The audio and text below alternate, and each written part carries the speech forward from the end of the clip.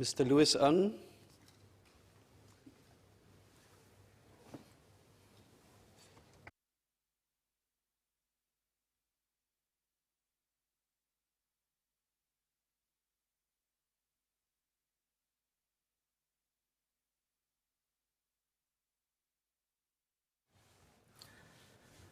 Sir, I have shared stories about my children numerous times in this house. Being a parent to Ella, Katie, and Poppy has been one of the greatest joys for my wife Amy and I. I share so many stories of them because I am grateful that I have 3 happy, healthy children. I'm grateful for all the lessons they have taught me, and they have undoubtedly made me a better person. I love and treasure them so much, and I want to share the joys of being a parent with everyone. So beyond all these, I'm simply grateful that I'm able to have kids. Amy and I fought very hard to have children. There was a point in our lives when we could not have kids. The story I've shared last is that we were able to have our 3 children only with the help of in vitro fertilization, or IVF. Going through IVF was like being on an emotional roller coaster ride. It was a journey filled with pain and anguish, excitement and disappointment, and hope and happiness at times. It was financially, physically, and emotionally draining. We were only able to have a child at our 7th IVF attempt. When we were undergoing IVF, I was taking home a salary of about $2,000 a month. We had to pour all our income and savings towards having a child. Like us, many couples have struggled to conceive. KK's Women and Children's Hospital says 15% of couples are unable to conceive within 12 months of trying for a baby. This number is also increasing. There were over 7,700 assisted reproduction procedures carried out in 2017, up from about 5,500 in 2013, a 40% increase in just 4 years. Fertility is an existential problem in Singapore, and the government has done much, such as expanding the baby bonus scheme to provide more support to couples in their decision to have children and to lighten the financial costs of raising children. But I don't think we're doing enough for those who want but struggle to have children. I met several such couples at a dialogue session I organized last November through the Singapore IVF Support Group. The couple spoke candidly about the many challenges they faced, and I thank them for sharing their personal stories and passionate recommendations with me. Today, I will share their stories with you and offer 4 proposals on how the government can help couples like them. My first proposal is for the government to subsidize more cycles of IVF. For most couples, IVF is a story of trying and trying again because only about 18% of attempts succeed. This is not a cheap procedure. Each cycle, each roll of the dice can cost up to $15,000 at our public hospitals. The government does help with subsidies for 6 cycles. Starting from the 7th cycle, you pay the full unsubsidized amount. This is a painful reality for many couples. One couple I met is Josephine and Winston. They have gone through 9 IVF cycles, paying about $20,000 out of pocket and $15,000 via Medisave already. Today, they are still without a child and will continue to try. It will cost them. Another couple I met is Cheryl and Keith. They were luckier. By the 6th cycle, the very last subsidized IVF cycle, they managed to conceive and are now happy parents to a bubbly 1-year-old. But they now find themselves in an agonizing position of wanting a second child. They wonder, can we really afford to go through IVF unsubsidized? I should pause here and clarify that nobody chooses to do a 7th cycle of IVF unless they have to. Each cycle involves mood-changing medication, weeks of daily painful injections, and multiple visits to the doctor. We can and we should do more. I'm not proposing that we extend subsidies to an unlimited cycles of IVF. I propose that we extend subsidies to the 7th and 8th IVF cycle. If needed, we can reduce the subsidies for these cycles to ensure that the scheme remains sustainable. So I should add that the government has previously increased the number of subsidized cycles. This was done about 7 years ago, and it's time for us to review this again. If the argument is that most couples have a successful pregnancy before or during the 6th cycle, then extending subsidies to the 7th and 8th cycle would not cost the government much. Why not then? We should remember that this additional subsidies is meant for couples such as Josephine, Winston, Cheryl, and Keith, who have clearly shown through years of trying that they are serious about wanting to become parents. They deserve our support. My second proposal is to introduce subsidies for pre-implantation genetic diagnosis, or PGD, and allow the balance to be paid out of Medisave, subject to a limit. PGD is sometimes conducted during IVF cycle and is important in two ways. One, for couples with a family history of genetic disorders, it ensures that the embryos does not inherit serious medical conditions. Two, PGD increases the likelihood of a pregnancy being successful. Studies done by researchers at the University of Valencia and at Japanese hospitals found that PGD significantly reduces miscarriages and increases the chance of pregnancy. This, of course, means happier outcomes for couples. It might also mean lower costs for the government, as fewer IVF cycles may be needed before a successful pregnancy. Yet, for all its benefits, not a single dollar of subsidy or Medisave is available for PGD. PGD can be expensive. For Amelia and Geoffrey, paying $18,000 for PGD was the only way to prevent their second child from inheriting a rare genetic disease that can lead to liver failure. Another couple, Sophia and John, had already faced 3 miscarriages. They found that the genetic condition was at fault and had to pay $10,000 for PGD to prevent more miscarriages and to avoid birth defect. I hope the numbers are as big a shock for members of this House as they were for these couples. These are huge sums of money. So my proposal is that we extend the current IVF subsidy structure to PGD. For Singaporean couples, this means a 75% subsidy for PGD for subsidized IVF cycles. PGD is needed only by a small percentage of couples, so overall subsidy costs for the government are likely to be limited. We should also allow PGD to be paid using Medisave, subject to a cap, so Medisave does not get exhausted by such procedures. This is already the case for IVF treatment. Couples deserve the chance to have healthy children, and we should support them. My third proposal is to remove the quota on fresh and frozen cycles for subsidized IVF treatments. Currently, the government subsidies of 6 IVF cycles comes with a condition. 3 of the cycles must be fresh and the other 3 must be frozen. I will spare this House the scientific nitty-gritty of what fresh and frozen means, but suffice to say, expert opinion is split and the medical literature is inconclusive about whether one is clearly better than the other. Indeed, Minister Gunn himself said last October, quote, "The success rates for fresh and frozen eggs are largely comparable," unquote. So I think this quota adds unnecessary stress on couples undergoing IVF. Some couples may need 1 fresh cycle and 5 frozen cycles, while others may need 5 fresh cycles and 1 frozen cycle. Giving couples more flexibility might help reduce the stress and anxiety these couples face, and lowering the stress and anxiety levels might help increase the success rate. I propose we drop the 3 fresh, 3 frozen IVF quota for IVF subsidies. We simply provide subsidies for a given number of cycles, which can be either fresh or frozen.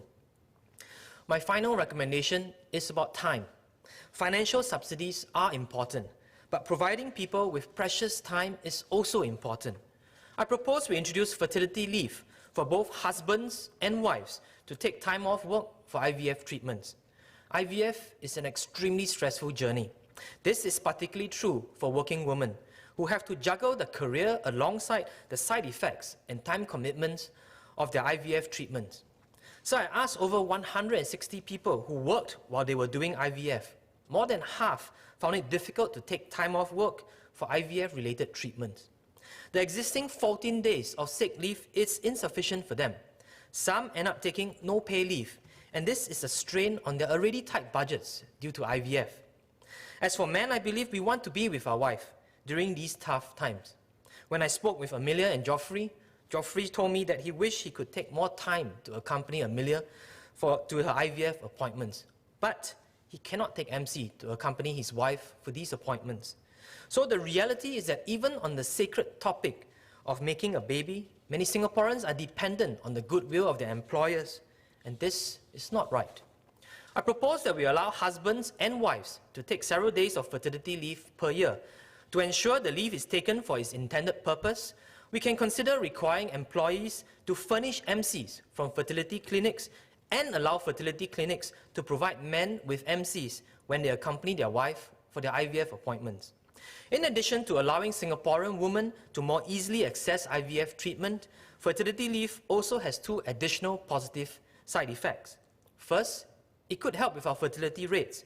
South Korea, a country with fertility rates nearly identical to ours, introduced fertility treatment leave as part of their efforts to raise fertility rates. Second, it makes clear that fertility treatment like IVF are not the concern of women alone. The emotional support of their husbands is essential. Just like parenting, conception should be a two-person job. So let me end by saying that the government has done a lot in expanding access to and affordability of assisted conception treatments. Over the years, we have introduced the co-funding scheme for IVF treatments, increased the co-funding to more cycles, and also increased the co-funding limits. We've also lifted the age limit of 45 years old for women to undergo IVF and extended IVF subsidies to women who are 40 years or older. I also raised the issue of pre-implantation genetic screening, PGS, previously, and I'm glad the government has started a pilot for this. It is also positive news that the government is considering allowing IVF subsidies to apply at private fertility treatment centres and is reviewing government support for PGD and PGS. These are all welcome developments. But we can and we should do more. In summary, my proposals are 1. Increase the number of subsidized IVF cycles from 6 to 8. 2. Introduce subsidies for PGD. 3. Remove the 3 fresh, 3 frozen quota for IVF subsidies. And 4. Introduce fertility leave for all employees. These proposals will help more couples undergoing IVF and, most importantly, reduce their stress levels as they embark on this stressful but potentially rewarding IVF journey. Potentially rewarding for the couples and also for Singapore as we try hard to increase our total fertility rate. So I will say again that parenthood has been one of the best journeys of my life.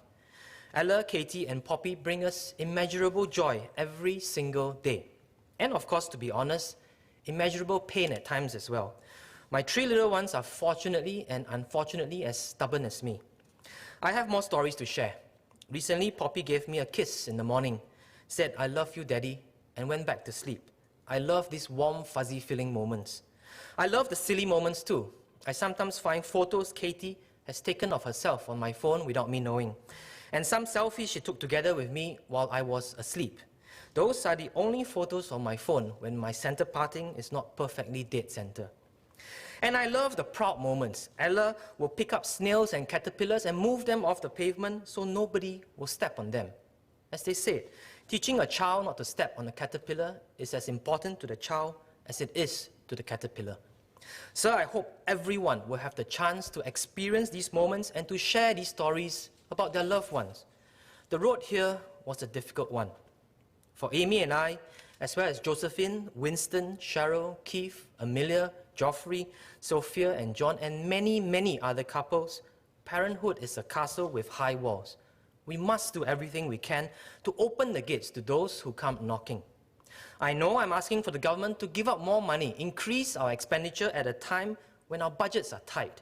But what we are offering fellow Singaporeans is the chance to become a parent, and that is truly priceless. Let me end with a quote, as always. Nothing brings us more elated joy or paralyzing fear. Nothing is so wonderful and daunting, heartbreaking and soul-lifting, taxing and exhilarating as raising a child. And certainly nothing will stretch us, inspire us and motivate us to better ourselves quite like being the one that little person looks up to. I should also end by saying that I am not speaking up to get more subsidies so that I can have more children. So my castle is full. I'm terribly outnumbered with a queen and 3 princesses. This castle is permanently closed. But sir, I know what others are going through, and I hope we do more for them so that more couples can enjoy the gift of parenthood. Thank you.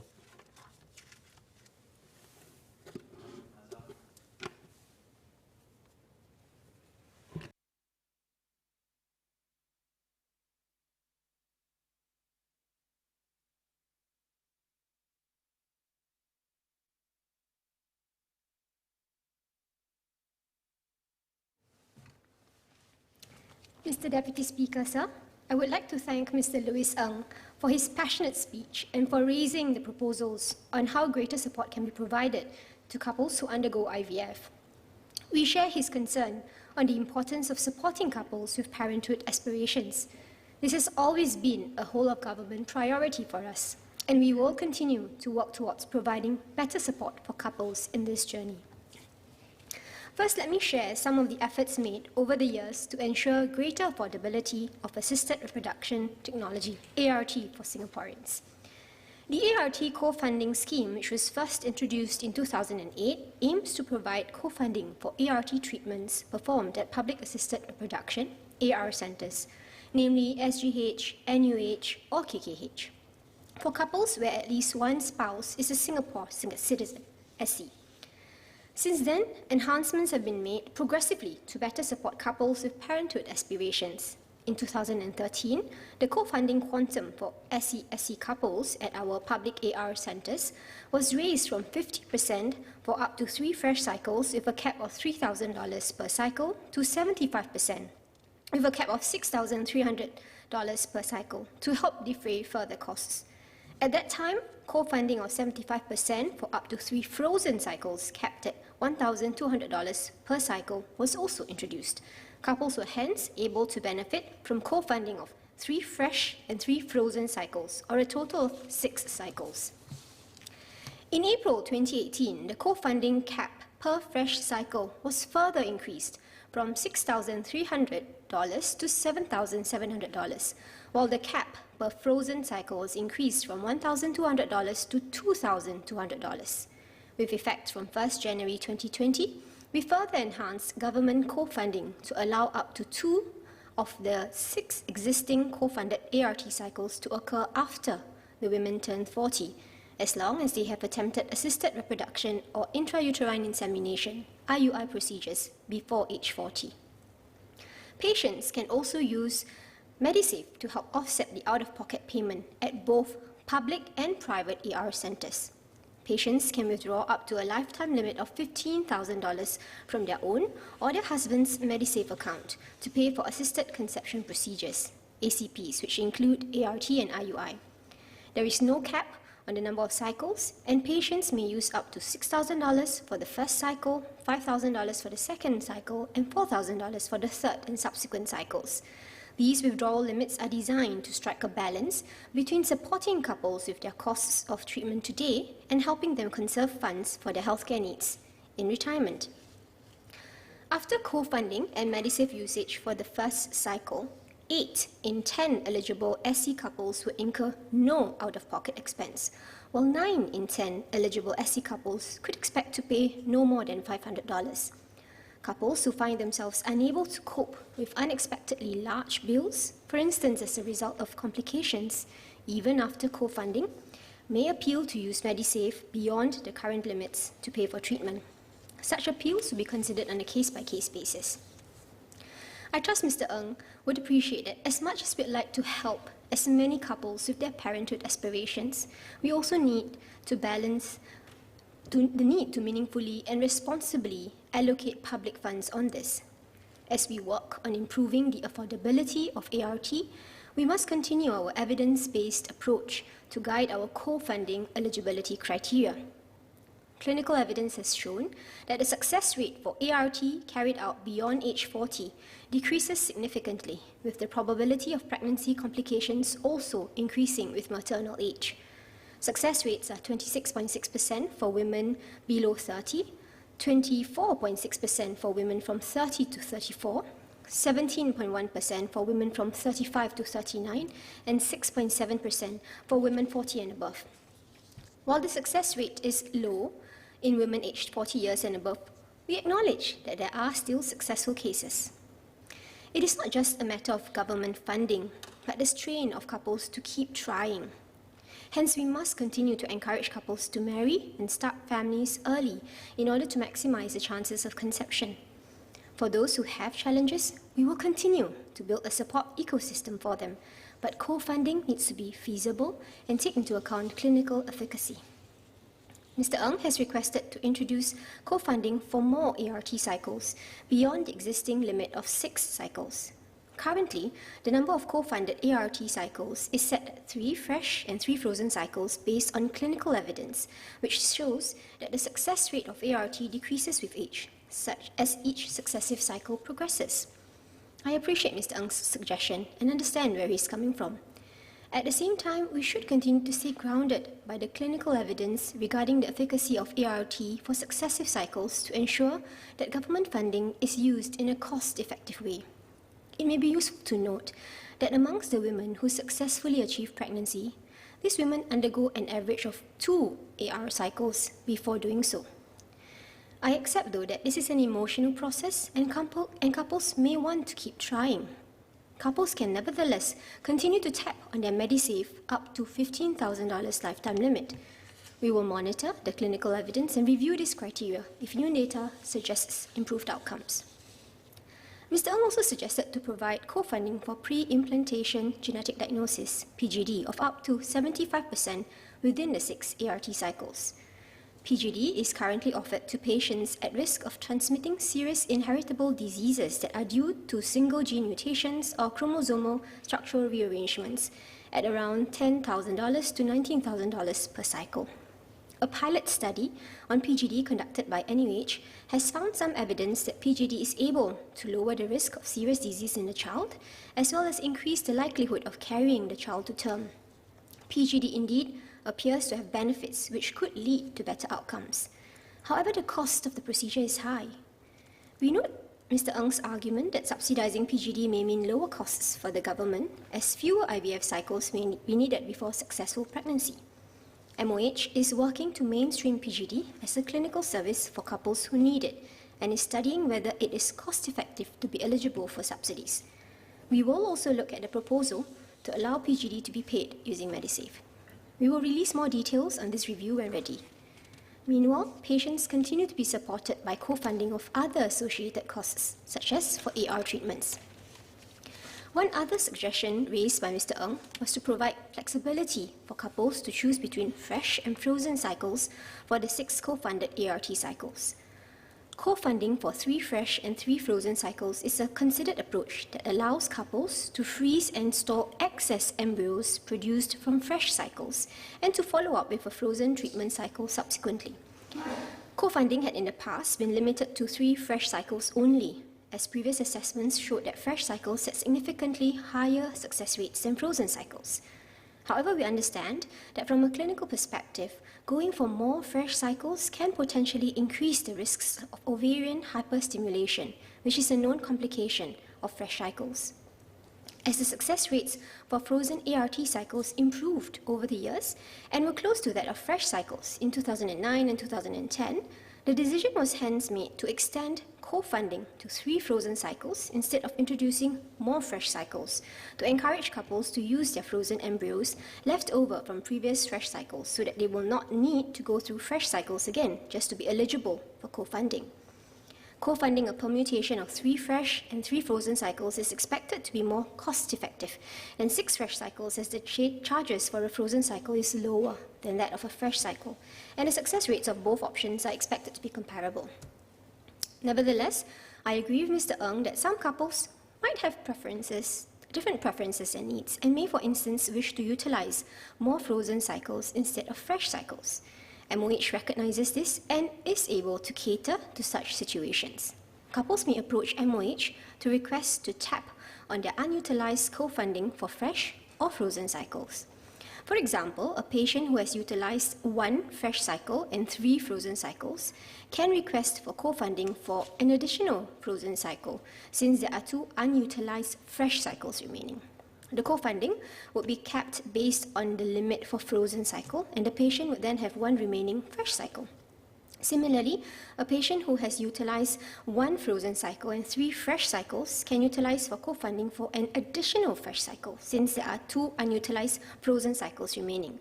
The co-funding would also be capped based on the limit for frozen cycle, and the patient would then have 1 remaining unutilized frozen cycle. Basically, this means that co-funding can be extended to a maximum of 6 cycles, with a maximum of 3 cycles co-funded up to the capped fresh cycles.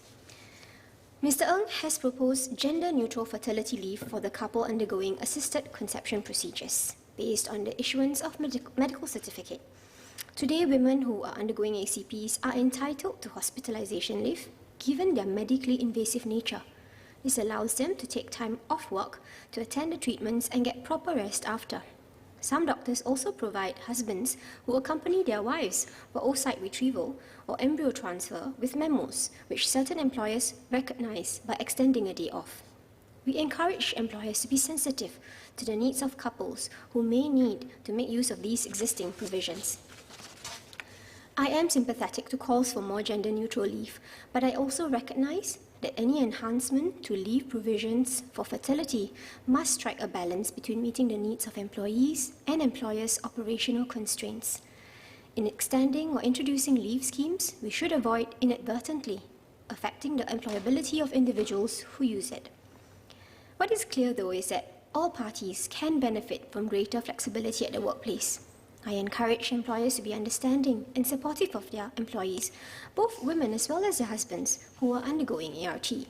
This could include allowing employees time off or allowing husbands to work from home to be by their wife's side as she recuperates. In conclusion, I would like to thank Mr. Ng for his candor in sharing his personal story. Parenthood indeed brings immeasurable joy, as the experiences Mr. Ng shared about his castle show us. However, some unfortunately face difficulties in achieving the hopes of becoming parents. We understand how emotional and challenging the journey can be. I would like to reiterate the government's commitment towards supporting Singaporean couples in their pursuit for parenthood. The suite of management measures that have been rolled out over the years bears testament to how policies are continually reviewed to keep pace with new clinical evidence and achieve more effective outcomes. While we may not be able to meet the demands of each and every couple, we will continue to do our part in providing the best support we can and adopt a balanced, evidence-based approach to serve our citizens better. Once again, I thank Mr. Ng for his suggestions and hope that we can continue to work together on this front. Thank you, Mr. Deputy Speaker. Yes, Mr. Ng, you've got less than 3 minutes for clarifications. And that includes Ms. Mazam's reply. Okay, I'll keep it really short and just 2 clarifications. One, I thank PALSEC for sharing that they are going to review subsidies for PGD. Can I just ask how long this review will take and when we can expect the results? And 2, I'm just wondering whether we will review the number of subsidized IVF cycle again. Again, as I shared, it was 7 years ago that we reviewed it. Is there an upcoming review for this again? Thank you. Thank you, Deputy Speaker. Mr. Ng, the review is still ongoing. We do not have the information that will be released at this juncture. We will update you and as and when the outcome arises from the review.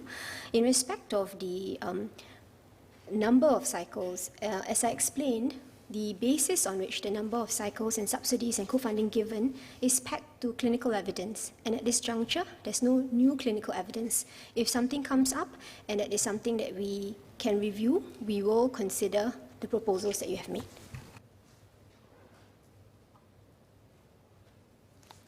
No further clarifications?